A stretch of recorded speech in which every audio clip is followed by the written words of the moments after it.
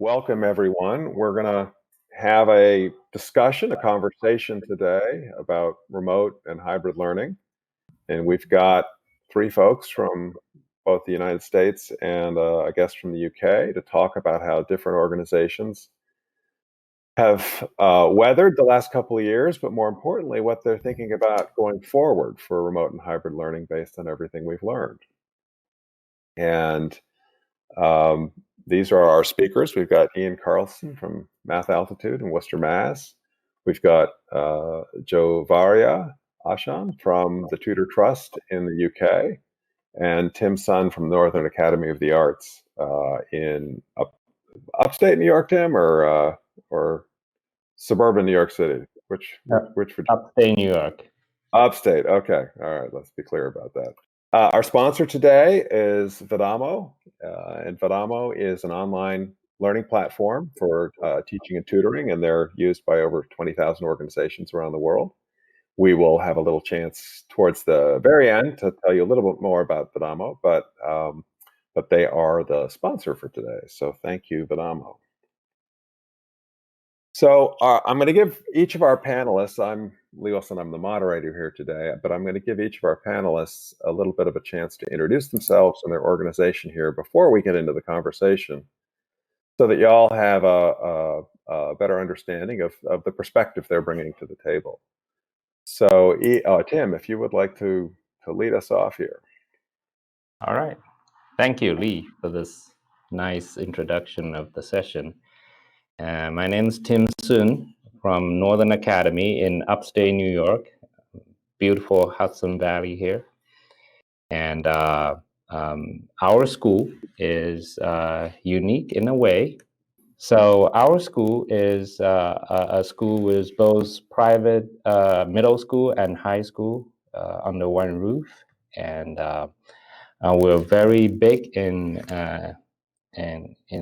doing the classical education at the same time, pretty big in teaching the arts. Actually, we teach dance, music, and fine arts on almost professional level, in addition to a very rigorous academic requirements. So it's not a usual setting. When people hear the arts in the name of the school, they automatically think of arts, but actually our academic requirement is quite high. For myself, I was an engineer in General Motors for over 20 years, and then I decided to get into teaching, my passion, and we happened 2 years ago, as everybody else, run into this COVID issue, and we are at that time we were evaluating which product we should be using. I think we will hit that topic later in the seminar, so I'll save it here. But at that moment, the biggest thing that we're concerned about is the whiteboard. You know, in the class, we need the whiteboard, how stable the whiteboard function is. And we also have art classes. The dance, music, and fine arts classes also needs to go online. And after a year, everybody get back on site, there's still people who traveling from a distance. One unique thing about our school is because of the offering, there are people attending our school from overseas. So we have students from Canada, from UK, actually, from France, from New Zealand, Australia, Taiwan, Hong Kong, and all those places. And during the pandemic, they go back. When they come back, there's some issues, and no one can come back at the same time and all that.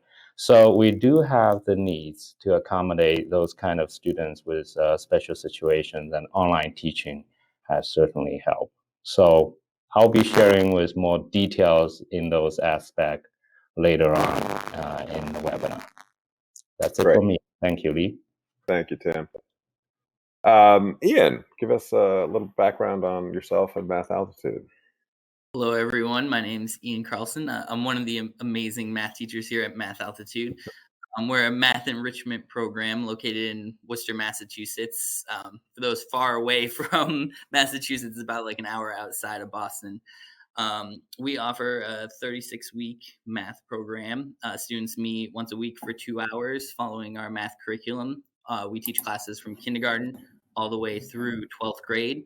And we also do some MCAS prep and SAT prep. And we've started to expand a little bit into writing and science classes as well. So we actually had a couple of parents that reached out to us, kind of asking us about if we ever thought about having online classes, and it was something that we kind of didn't really give a second thought to until the pandemic hit. And then, as is often the case, necessity is the mother of all invention. And we had 1 week where we were off, and then we switched to completely online classes for all of our students. And it was so successful and parents liked it, and so much that this school year we started offering both in-person online classes and then a new type called like a hybrid flexible, we call it high flex class, which is both in-person learning and online learning. You can see a couple of pictures there of what that classroom kind of looks like, where you have the screen with our online learners along with some of our in-person students. And it's been a model that a lot of our students and a lot of our families have really loved, and it's been really successful for us. And I can't wait to tell you more about it today. Cool. Thank you, Ian. And Joe, would you fill us in on the Tutor Trust? Absolutely, yes. Thank you so much. So my name is Javeria, and so my role is a little bit different because I don't do any hands-on teaching at all. I am a data and systems manager for an education charity in the United Kingdom, which is where I'm speaking from, lovely rainy north of England, the Tutor Trust. So my role kind of involves overseeing some of the systems that our organisation uses, and it also involves a lot of analysis of the data that we gather in order to measure the impact of the intervention that we're providing young people. So the reason that I'm here is because in a previous role within the charity, I did oversee some delivery of some remote learning programs. I'm just going to go to the next slide and speak a little bit more about the Tutor Trust. So it's really important for me to mention that the work that we do is with disadvantaged pupils who wouldn't otherwise have access to a private tutor. Our mission is to transform lives through tutoring, and our goal is to be basically a part of the education system in a way that provides equal opportunities to every young person. And we want to ensure that they're receiving support in overcoming any barriers that they're facing in achieving their full potential. And so we do that by providing high quality, impactful tuition sessions to small groups of young pupils. They range in age from 9 to 16, and we work with them by working through schools and matching them to our tutors who we recruit and train in-house. And that tuition can take place in school, in home, after school, online and in person, really depending on the individual needs of the pupils. And we deliver that tuition in English, maths and science. It's also worth noting that our tutors aren't qualified teachers, but they're people who come from all walks of life and want to give back. I'm just going to change the slide again. There we go. So a little bit more information about how we've kind of switched to online learning. So before the pandemic, we were 100% face-to-face. We didn't have any plans of going online, no plans of any sort of remote delivery at all. And then, like many other organizations, our delivery medium pivoted to remote learning at the beginning of the pandemic very suddenly. It was especially important for us to kind of continue delivering tuition to the young people who needed it the most because of our focus being reaching disadvantaged students. And we basically found ourselves learning lessons about remote delivery on the fly. I'm sure we'll come to the challenges of it very quickly, but we very quickly honed our practices and we were able to deliver tuition in a safe and effective way. We're constantly evolving. We're a learning organization, so we constantly change our practices based on the feedback that we receive. And then I think the only other thing worth mentioning is that a lot of our pupils, because they're from disadvantaged backgrounds, might not necessarily have the equipment that they need to access online learning. And one of the big things that we did was to kind of secure funding and make sure that the pupils had devices like laptops and Chromebooks to actually access that tuition that we were providing. So yeah, I think that pretty much sums up what we do. And then hopefully we can discuss that in a bit more detail in a second. Great. And just to clarify for our North American audience, when you're using the word tuition, we would call that instruction, I believe. So we're just making sure because we would call tuition for us would be something different. So yeah, so I guess with tuition, it's just kind of extracurricular, small group kind of instruction almost. Great, perfect. Yeah, just so we have clarity there. Okay, so I'm going to shut the slides down here, and we're just going to jump into the conversation here. Why don't we start by discussing your organization's journey during the pandemic? And Jabari, you kind of kicked us off there, so why don't you just keep going on that? You've kind of seen both the delivery side and the system side of it. So, we're not interested in hearing about the products you use. We're interested in hearing about the journey of the organization in terms of actually delivering on your mission. So, Yeah, absolutely. So, like I said, one of the most impactful kind of delivery models that our organization had kind of decided was the best, based on a lot of studies that we conducted, was face to face. So, like I said, before the pandemic, we were 100% face to face, didn't have any plans for online learning just because because these are disadvantaged pupils. They seem to also be more disengaged with kind of with their education and with the curriculum. So it's a challenge, almost kind of motivating to them to actually access the tuition, which I'm sure you guys agree is even more challenging online, like just actually asking them to log on and kind of engage, because there are so many barriers, because there might be technical issues. That's a challenge in itself. Because of the pandemic, we launched an internal pilot. So we kind of did a very small kind of study. We did the tuition on a one-to-one basis. So this was online in home. And we started off with a different platform.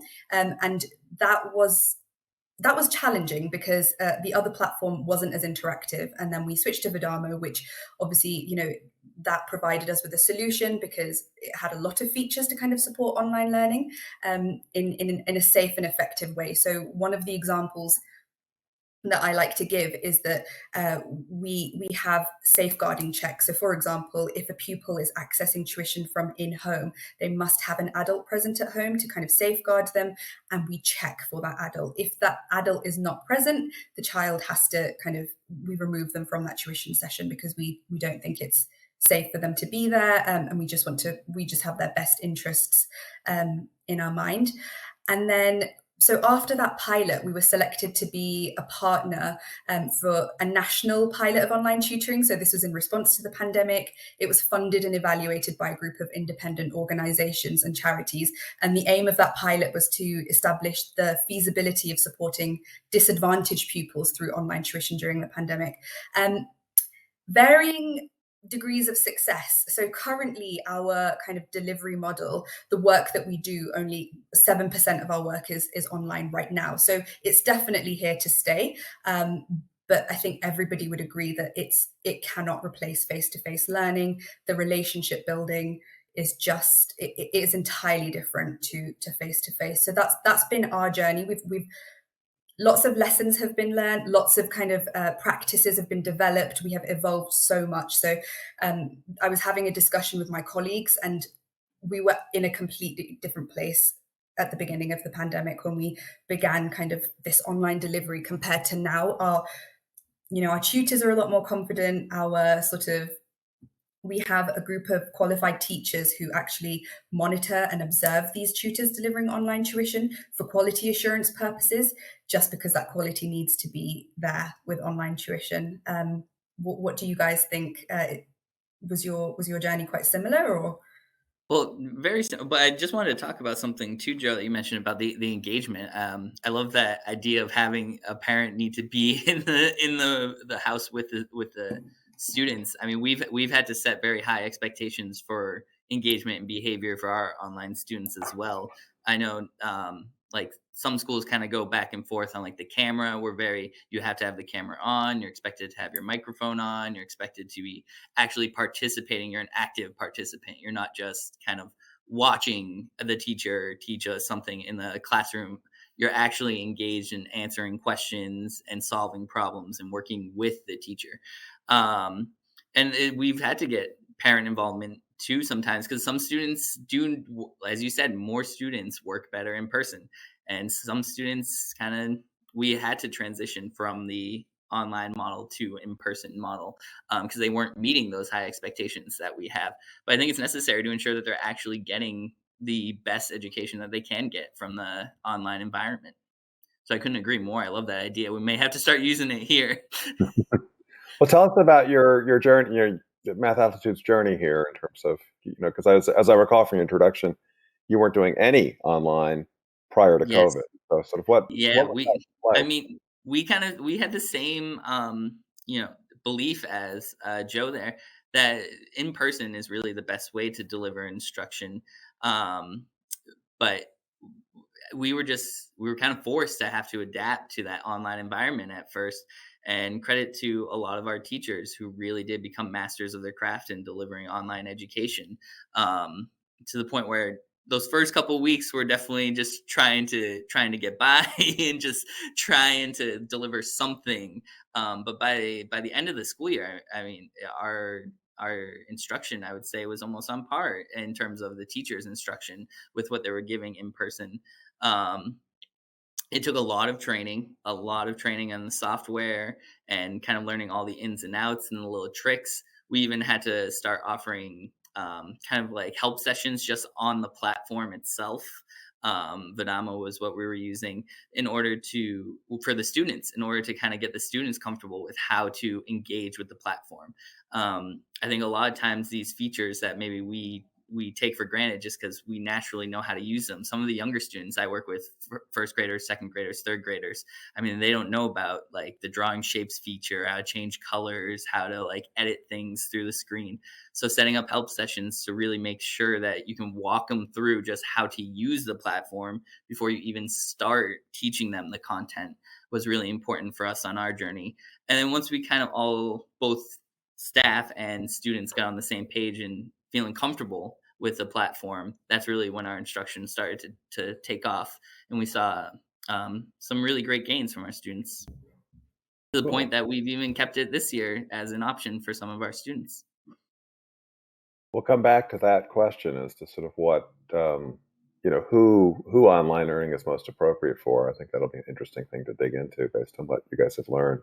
But Tim, let us know about Northern Academy. You guys are kind of a unique cat, and in the sense of your deep dive on the arts and sort of how you keep people connected around that, and I'd love to hear a little bit more about that.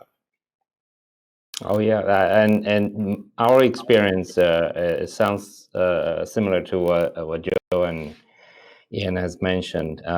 We were not using any online platform before. Not even a lot of teachers are not even using Google Classroom. And then the pandemic news come out, and I remember it was in March that New York is about to shut down all the schools, and that happened to be right at our spring break time. We have 1 week of spring break.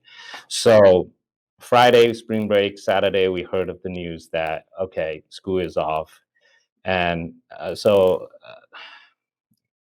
one other teacher and I and a couple of others get together and say, we need to prepare for a week later. So it was like an emergency act among a few of us. And one teacher have some online experience before and put together a few products, and we were evaluating those products. We got the free account, and including Vadamo, I got a 1 month account, trial account. And with all these trials, because we are worried about the stability of the whiteboard, we want it to be as close as in person as possible. And we find out the Vadamo is fairly stable compared to, there are a couple of other products have even better features, if you will call it, but doesn't have the enough stability. So I think in a couple of days, we decided on Vadamo after the testing. And then the training become an issue, like you mentioned. So what we did at the time is we recorded using the screen recording. But Amo has some good instructional videos, but there's a lot of videos. We want to cut it down to the teachers that they can get onto it as quickly as possible. So we did screen recording on how to open and close sessions, and how to use the whiteboard, how to use the grid and all that, and invite different teachers to try. Like dance, it needs to shoot the entire studio. Vadamo is, it has a little hard time with that.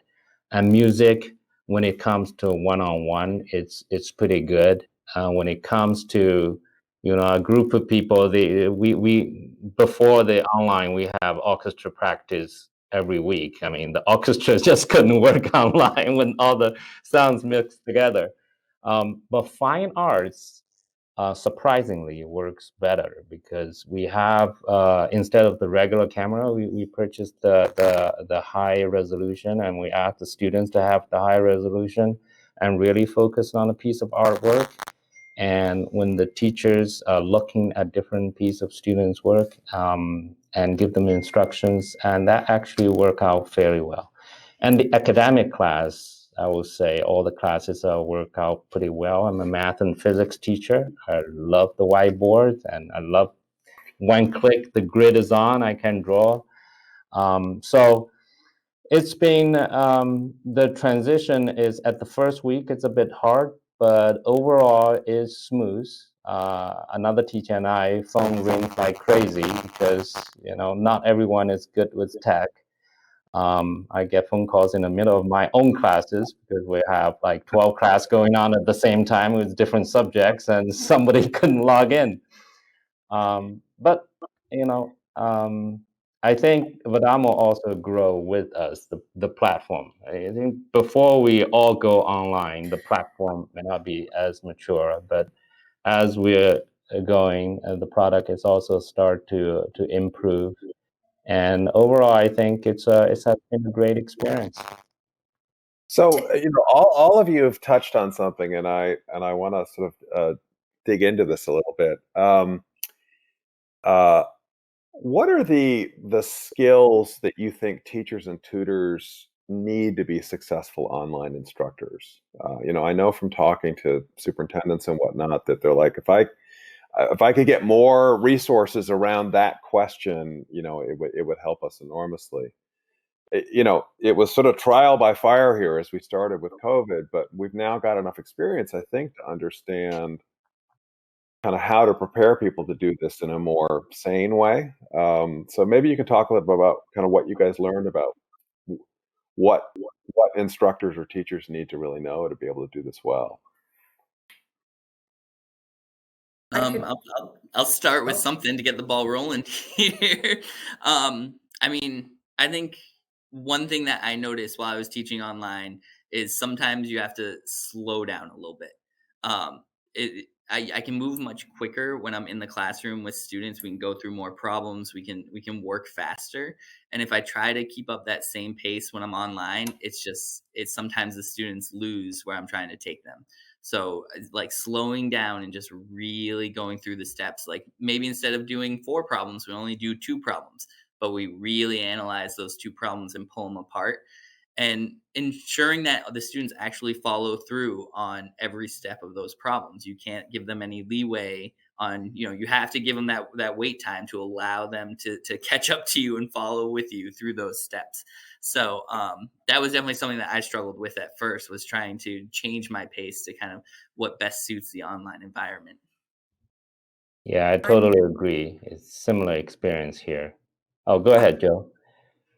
No, you go ahead. You started speaking first. Sorry. Yeah, and especially like when I teach math and physics subject, and those are the subject. Sometimes some students get it very quickly, and some get it. It'll take them quite a while. If it's on site, it's much easier to manage. But when it's online, students have also other distractions.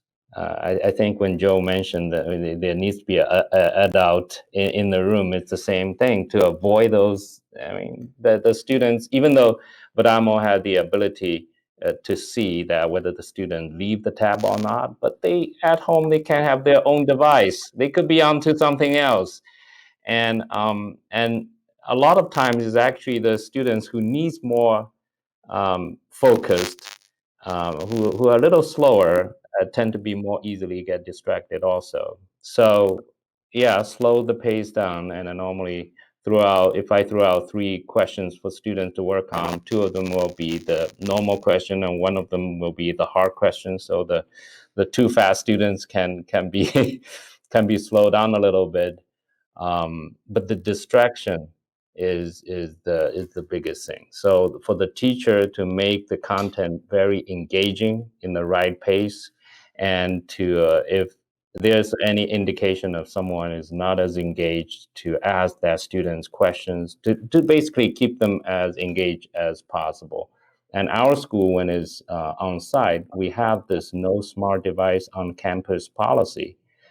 We have a very nice computer lab, actually several nice computer labs. So the students, when they need to do research and other things, they can get on. But the internet access, a lot of time, like social media, is really distractive.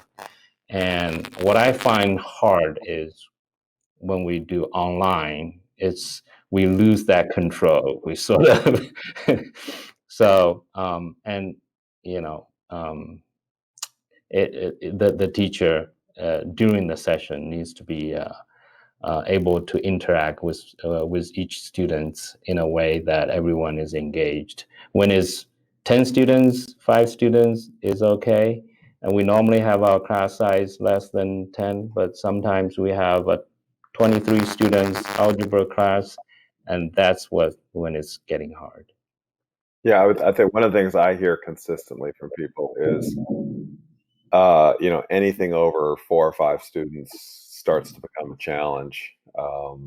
And Joe, I'd love to hear what you guys learned on this. Yeah, I mean, so I was just going to say, I'm really glad that you went first, Tim, because my point kind of leads off quite nicely after, you mentioned engagement. So in the context of our pupils who might be disengaged from education because they've kind of, their family dynamics aren't quite conducive to the environment that you need for remote learning.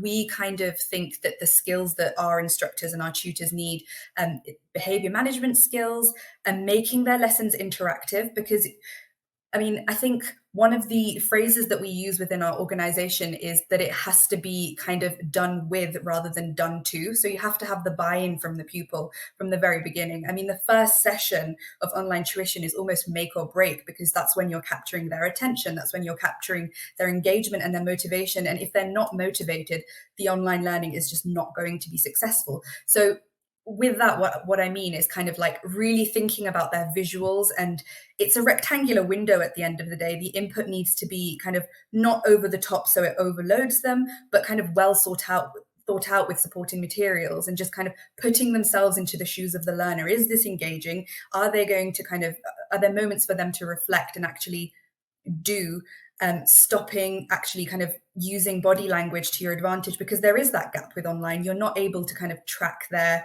eye movements, you're not able to track their body language. So really kind of checking in with the pupils and making sure that they are with you throughout that session, I think is, it requires a lot of resilience, because it's so different to face-to-face learning. I think you guys would agree, as teachers, that you have to be organized, you have to be resilient, you have to be ready for those pitfalls and prepared to kind of deal with them on the spot as they occur. Mm-hmm. Yeah, Joe, I love your point about the making connections with the students, because I think we forget sometimes how teaching really is a people business. And my first classes of this year, and even like the beginning of every class I have throughout the year, if I'm online, it's always trying to make a connection with the students for the first couple of minutes to make sure, we don't need to jump into the content right away. Like, remember, like, how was your day? How are you doing this week? Like, what's going on in your life? Yeah. This is what I'm doing. Like, we're two people interacting through the computer. Yeah. We're not just, like you said, squares on a screen. It's so easy, I think, for pupils to kind of think that it's almost similar to a YouTube video or a tutorial. So it's almost important. I think one of our qualified teachers mentioned the importance of using your pupils' names within an online session to kind of draw their attention back and think, yes, the focus is on me. And interestingly, we also have a very small group. Like we do not go above three pupils and one tutor, just so that, and even then, currently our online delivery is 1-to-1 mostly, and then 1-to-3 at a push, because that is just what seems to be the most effective. 1-to-1 is probably the easiest for behavior management, for kind of building that relationship and making sure your pupil is engaged so you can actually make some progress. Yeah.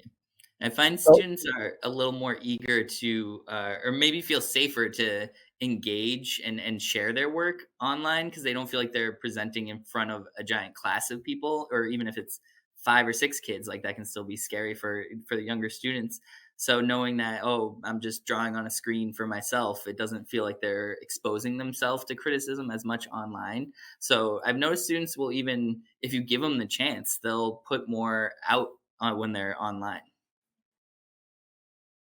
So my next question, ask you to be a little bit brave here, and if you don't mind sharing, what mistakes did you guys make during COVID, and kind of what did you learn from it? And I know that's a little daunting, but I think it would be valuable for others to hear. Well, I mean, I kind of mentioned this earlier, so I guess I learned it from experience, like pushing kids too hard, like expecting, because I work with a lot of younger kids, first through 6th grade, and just expecting them to have the same stamina online as they do in person. It can be really tough to stare at a screen for, as I said, our classes are 2 hours long, and that's just, you're asking too much from a 2nd grader to stare at a screen for 2 hours straight. So I kind of had to modify my classes a little bit to give them some, take 5 minutes to walk around the room and don't look at the computer screen for a couple of minutes. Mhm. But yeah, I found in the beginning of transitioning to online teaching, definitely pushing them too hard and then maybe not getting the most out of the students towards the tail end of my classes. Well, one mistake that our organization has experienced is at the beginning when we set up the online classrooms, I actually set the classroom for a lot of other teachers so they can use that link repeatedly. The students will know, okay, now is the Math 3 class, we always go to this link. And the default setting, I didn't disable many things. And especially the younger students have access to whiteboard. Now, when everybody have access to the whiteboard, you know what happens. It's chaos. So we realized we got to disable things. Then it's the private chat. We got to disable that too. I mean, they have their little groups that is going on. Yep. So it's, I guess we just encounter all those crowd control issues that we never encounter in live classroom. But it's after those things are disabled, and when the students we ask them to present, and we just enable that on the fly. I think that start to resolve some of that. Although we couldn't totally resolve the distraction thing, in our school we have the character education, we have the homeroom, we talk about it, and we have the curriculum about self controls and all that, but not everybody have an adult next to them. And when you don't have that, when you have the availability of the technology, it's sometimes it's harder to control that, but at least taking away some of the control helps a little bit. I think for us, it's not so much a mistake, but perhaps a lack of appreciation for the differences probably between remote learning and face-to-face. I think, Ian, you spoke about this quite a bit, because you can't use the same approach for both. And our tutors, they need to be kind of adequately prepared for the unique challenges that, online teaching and online learning comes with. It really takes a special kind of person to kind of deal with those challenges, especially in the case of our disengaged pupils. There are a lot of intricacies involved with the kind of tuition that we deliver, especially when it's online. For example, if it's in home, they might not have a quiet area to sit in, and then how do you deal with that? They might not have a supportive environment. They might not have the tech. They might not have the equipment. How do you deal with that? How can you kind of continue to have a good relationship with that child, with that young person or group of young people? And so I think those were probably the biggest kind of things that we try to develop structures around and policies around. So, if this happens, this is what we do. And we kind of came up with like a framework and some guidance for tutors to kind of, in that first session, this is what you need to do. This is where you have your buy-in. This is lay out very clearly with your pupils what your expectations are, what your policy is, what your code of conduct is. And so, I mean, one of the examples that we have of that is we had an inexperienced tutor dealing with a group of 3 pupils, and their behavior wasn't what we expected. So it was below the standard that we would expect for online learning. And then we had another more experienced, more confident tutor step in, and within the first 10 minutes of the online session, she had kind of, made progress. She'd made a breakthrough with those pupils, which was just really, really lovely to see. And I think that's the kind of thing that's made online learning a permanent thing within our organization, because it definitely has its place, but in specific context. So with specific people teaching and specific young people actually on the receiving end of that. So just that's a perfect seg to the next question I want to talk about, which is that, so we've now talked a little bit about your experience coming through COVID. I would love you guys to either reflect or talk about your organization's plans for what online, based on everything you've learned, where does online fit? Which types of students are particularly well suited for this? Which types of instructional situations and contexts are well suited for this? So kind of thinking, 5 years out, where do you see online learning being in your organizations? I mean, I think for us, it's a great way to reach a wider audience, and also maybe students who wouldn't have the access to that education as easily as others. I mean, just even this year alone, we've gotten students, as I said at the beginning, we're in central Massachusetts. We've gotten students from Texas, students from New York, students from all around New England, greater New England area. So rural students who maybe can't make the commute as easily to some of the cities where some of the better schools are located. And being able to provide that quality instruction to kids who want to learn is something that we really look forward to being able to provide in the next couple of years. I think from our organization's perspective, we deliver tuition, and we have provision for pupils who belong to a group that perhaps don't have access to mainstream schooling because of their home life. They might be in alternative provision, they may be in foster care, and so these pupils, they have a very kind of specific set of needs. They might be neurodiverse pupils, they may have co-occurring mental health challenges, severe anxiety-based school avoidance.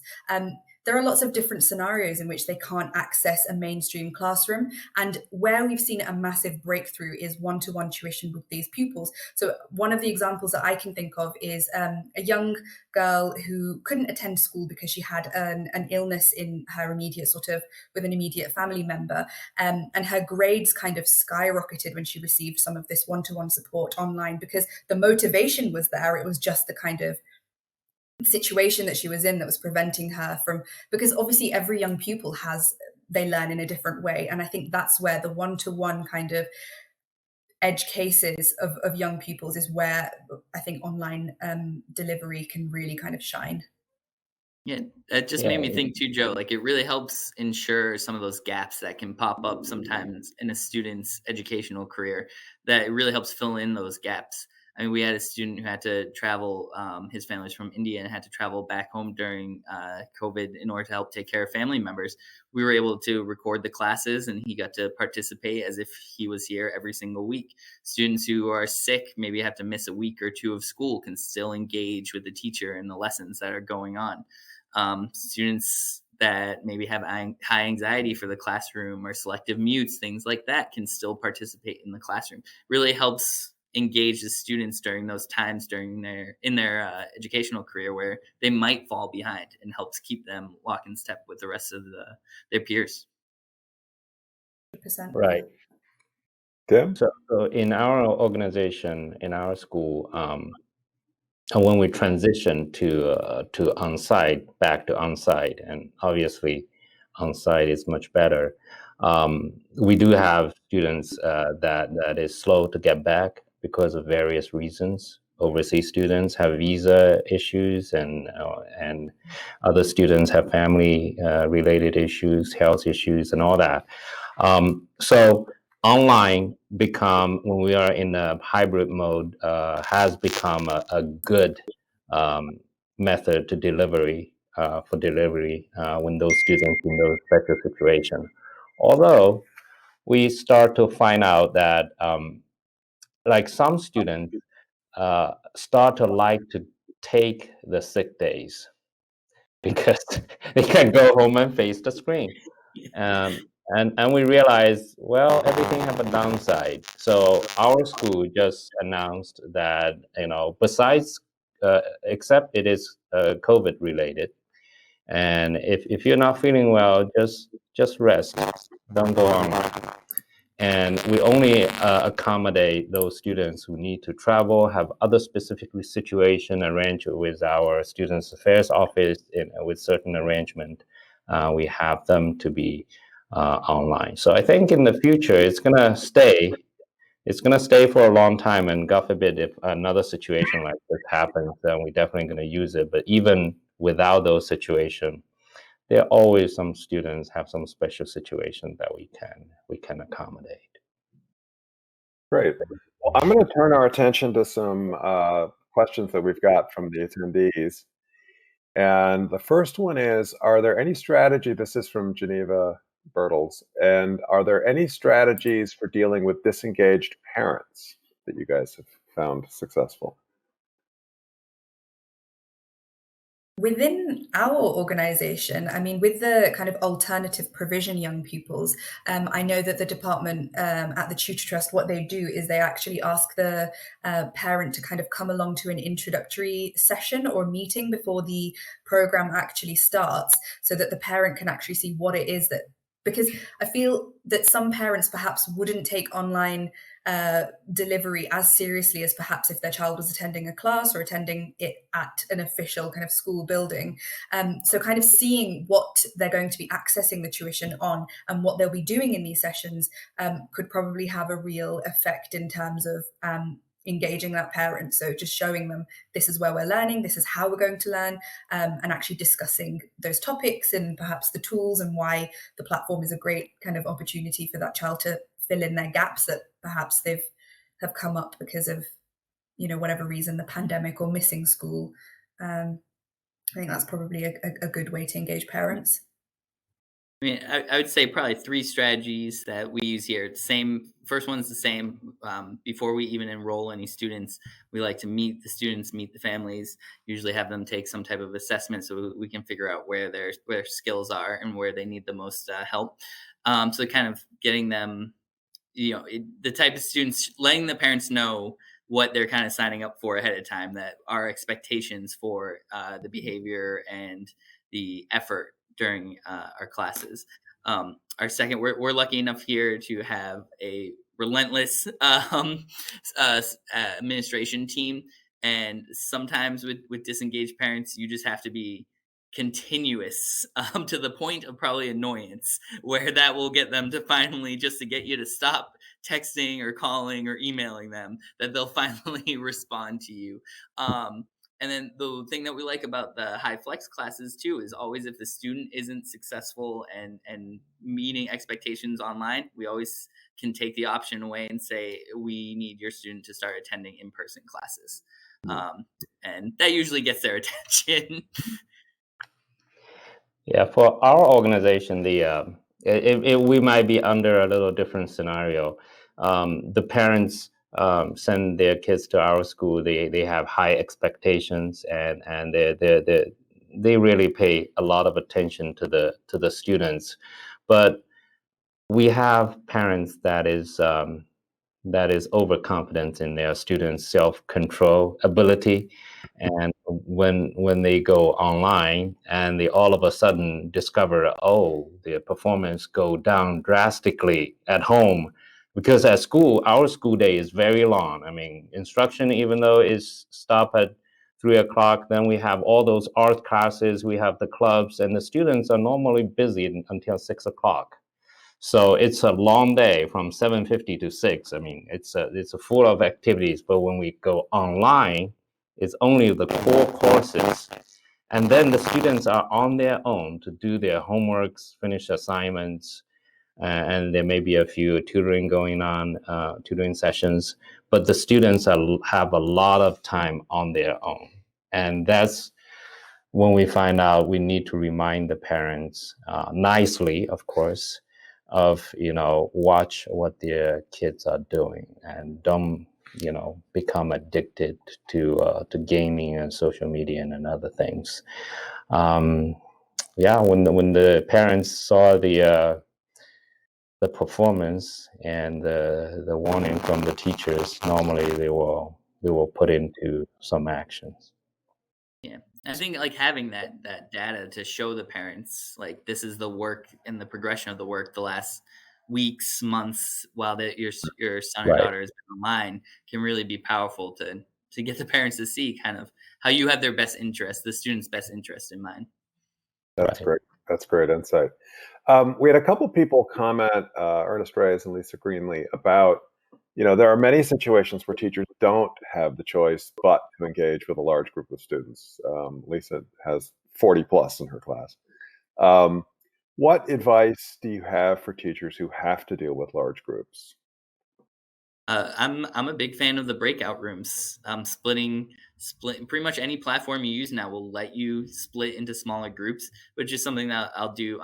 I also teach in public education during the daytime, where I have much larger groups of students than 5 or 6, and I'll have to split them up into different ability levels or kind of certain groups that I think will work well together. So I'll do the same thing when I'm online. If I can give kind of maybe more of a project type work or a very difficult math problem that requires a lot of steps, splitting them into teams of 4 or 5, and then just letting the students take the wheel of their learning and just hopping between the breakout rooms and making sure that they're staying on task. And if they have any questions that they're really having difficulty with, I can kind of step in if needed. But kind of it can be difficult as a teacher sometimes, but taking your hands off the wheel and just letting the students take control for a little bit in those smaller breakout rooms usually works for me with the larger groups.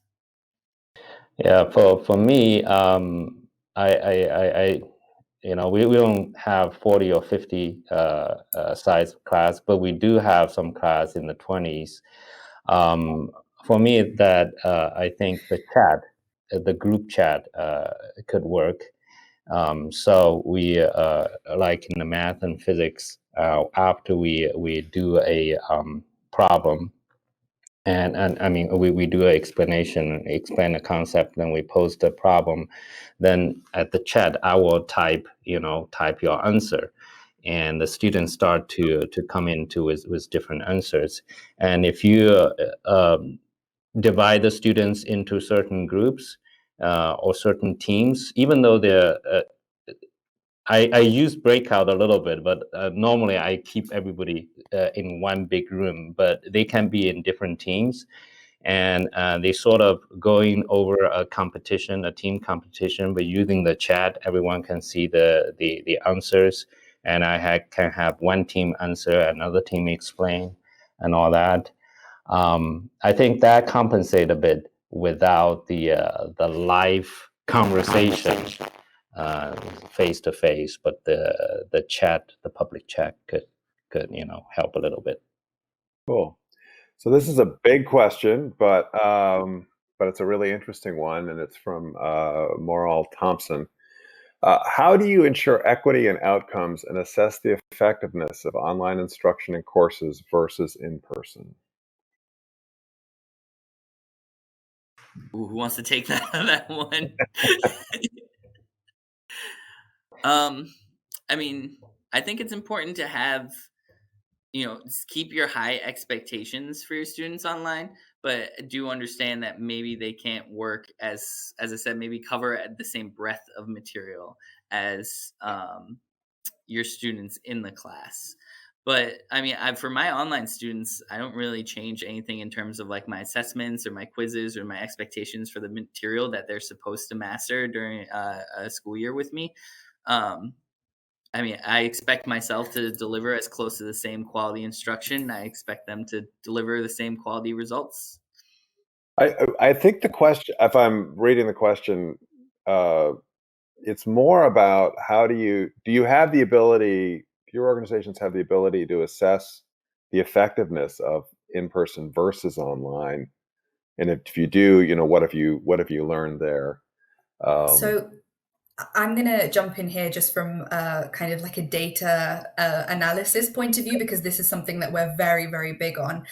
So we collect a lot of data about our pupils. So we collect contextual data about our pupils. We collect kind of background data. So, for example, do they have special educational needs? You know, that kind of thing. And one of the things that we monitor very regularly is attendance. So our tutors fill in registers and we are monitoring the attendance, and we're comparing the attendance between online and face-to-face. And naturally, it's no surprise that online tuition, in my context, in the organization's context, is lower for online than it is for face-to-face. But within online, it's actually lower for older pupils, so sort of pupils who are 15, 16 years old, compared to those in primary school. So up to the age of, I think it's 11. So up to the age of 11, we see really good attendance for online, because perhaps, you know, there's more of a buy-in because they're perhaps not as cynical as older pupils, and there's more of a buy-in with the visual aspect of online and the game side of online, whereas with older pupils, it's very much kind of they're not as receptive to things online. So really look at that data in terms of the attendance, and we also kind of the outcomes that we monitor is sort of a starting grade, so a baseline grade when they start a program with us, and then we assess them at the end as well. So and then not just kind of in terms of the impact and the outcomes in terms of grades, but also how content they are. So we do something called a pupil voice, which is how satisfied they are. So feedback from the pupils, I think, is so important in terms of developing and kind of measuring your outcomes and assessing the effectiveness of your programs. Is just take that feedback on board. Take the feedback on board from your instructors and from your pupils. How happy are they? What would they change? That kind of thing. So we're very, very much kind of take that feedback on board and compare that to different points where where we're evolving our practices internally. Well, very interested to know, did you actually see a difference in terms of that contentedness, or what the right term there is, between students who were getting online versus in, you know, was there a distinction where was one group, you know? So that's a really interesting question, because it depends on how much they attended. So it's kind of if their attendance was lower, naturally their contentment with the program wasn't as good. But if they had kind of seen through the program and they'd attended all 15 of our sessions that we put on for them, they would kind of see the point of the tuition towards the end of it, and they'd kind of, you know, have committed to that program, and they will have seen the benefit of it towards the end rather than at the beginning. Because I think some of our pupils might have the perspective that, you know, it's something on top of my schoolwork, and we very much see those high kind of 10 out of 10, very happy with tuition, more with the pupils that have actually accessed the tuition and given it a chance. So it's a bit of a mixed bag, I think. Okay. But definitely happier with face-to-face than online. I think that's for our pupils. So for Ian, I think this question is probably specifically to Ian and Tim. With math, students had difficulty writing notations and showing mathematical work. Which instructional tool worked for you? And that was from Marietta Geraldino. Yeah. Yes. Very, especially with the younger kids, trackpads are the worst. Trying to have a kid write anything with a trackpad is a recipe for disaster. Like we found what we liked with Vidama too is that they had the text box. So having students use that text box and the keypad versus having to try to draw something is a tool that I use. Sometimes you have to use voice, just having the students verbalize their thought process or how they came across their answer. You kind of have to allow for multiple avenues depending on what the students have for software. Some are on iPads, some are on desktop computers and have a keyboard. So you had to differentiate while you're teaching. But I've definitely, yes, that is a huge problem I've noticed. And I'm always trying to find new ways to help the kids type up all the equations as easy as possible. Okay. Tim, can you do sort of 15 to 20 seconds on that? And then we need to start wrapping up here. So. Sure. Using writing pad, and in our school, the teacher have those, I don't know the brand, $60, $70 writing pad, and it's actually very affordable for students. They use Chromebooks. We give them Chromebooks, and there are like $20, $30 pad. That is actually quite easy to write. So yeah, we can type, but they can use the writing pads. Great. Okay. Well, thank you, guys. Thanks to our panelists again. And I'd like to tell you just a couple of minutes about Vidamo. It is an online learning platform. The company's been around for several years, well before COVID. And it is got a whole range of student engagement tools, some of which you just heard about. And just so you know, it's trusted by teachers and tutors worldwide. There's over 20,000 organizations using the platform. And it works well in tutoring contexts, hybrid classrooms and virtual classrooms. And you can see some of the partners. So if you have Canvas or D2L or using Google, Vidamo can get folded in and augment your use of those resources and create a much richer online learning experience. It was created by teachers for teachers. So, we all know that what happened at the beginning of the pandemic is a lot of business tools got kind of stuffed into the classroom. And, what sets Vidamo apart is that it was really purpose-built for classroom use. And so I would encourage you to, visit the company site and get to know a little bit about more about what they do. And I want to thank everybody for attending. We had a great collection of folks here today, and I want to in particular thank our panelists for a really interesting and detailed conversation. And we're getting lots of nice thank yous in the chat here.